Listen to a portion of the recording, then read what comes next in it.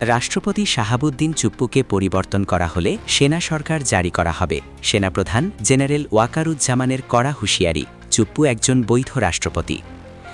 বাংলাদেশ সেনাবাহিনীর প্রধান জেনারেল ওয়াকারুজ্জামান দেশের বর্তমান রাজনৈতিক পরিস্থিতিতে এক চাঞ্চল্যকর বক্তব্য দিয়েছেন।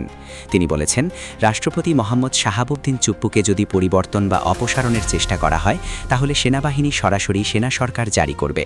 একই সঙ্গে তিনি জোর দিয়ে বলেন, চুপ্পু একজন বৈধ রাষ্ট্রদ্রোহী এবং তার পদ সাংবিধানিকভাবে সুরক্ষিত। সেনাপ্রধানের এই মন্তব্যে রাজনৈতিক মহলে তীব্র আলোড়ন সৃষ্টি হয়েছে। অন্তর্বর্তীকালীন সরকার, সাংসদীয় বিরোধী দল এবং বিভিন্ন রাজনৈতিক গ্রুপের মধ্যে রাষ্ট্রপতির ভূমিকা নিয়ে চলমান বিতর্কের মধ্যে এমন হুঁশিয়ারি অনেকের কাছে অপ্রত্যাশিত। জেনারেল ওয়াকারুজ্জামান বলেন, রাষ্ট্রপতি শাহাবুদ্দিন চুপ্পু সাংবিধানিক প্রক্রিয়ায় নির্বাচিত এবং বৈধভাবে দায়িত্ব পালন করছেন। তার বিরুদ্ধে কোনো অসাংবিধানিক পদক্ষেপ নেওয়া হলে সেনাবাহিনী দেশের স্থিতিশীলতা রক্ষায় প্রয়োজনীয় ব্যবস্থা নিতে বাধ্য হবে, যার মধ্যে সেনা শাসন জারির সম্ভাবনা রয়েছে।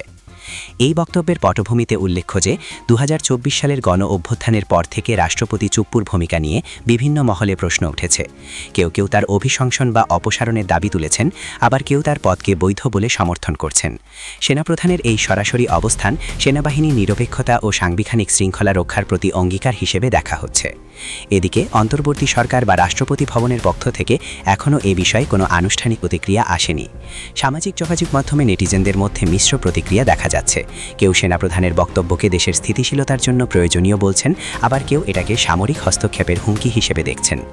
দেশের চলমান রাজনৈতিক সংকট, নির্বাচনী প্রস্তুতি এবং সেনাবাহিনীর ভূমিকা নিয়ে উত্তেজনার মধ্যে এমন একটি বিবৃতি কতটা প্রভাব ফেলবে তা সময়ই বলে দেবে।